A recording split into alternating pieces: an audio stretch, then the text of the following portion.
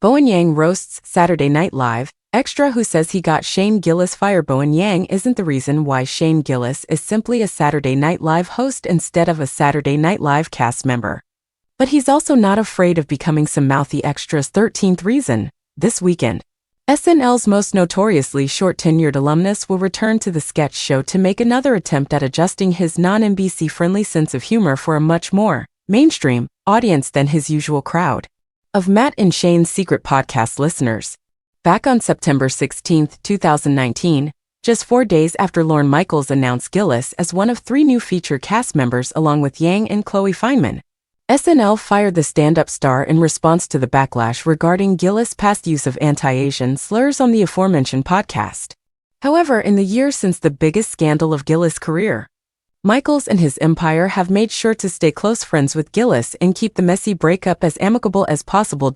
As Gillis prepares for his second hosting stint on SNL following the 2019 controversy, some of his fans have refused to take the no hard feelings stance on the split that Gillis himself has maintained for over 5 years, and in the comment section of an Instagram post about Gillis' upcoming performance, one supporter with very loose ties to SNL even went so far as to accuse Yang of causing the drama. Yang then swiftly reminded his hater that background actors are supposed to stay silent. Actress Michelle Best briefly appeared in the 2019 Yang-written SNL sketch, Fashion Coward, and although the show isn't listed as a credit on her IMDb page, the experience clearly left her with the impression that she is an expert on the behind-the-scenes drama from that season and could pass judgment on whichever whiny queen she wished. Unfortunately for Best, both Gillis and Yang have long maintained that there was not, nor has there ever been, any personal acrimony between them. In fact, when the offending podcast clips that led to Gillis firing first went viral, Gillis called Yang to apologize for the uncomfortable position in which the show's first-ever Chinese-American cast member found himself during what should have been the most exciting moment of his career.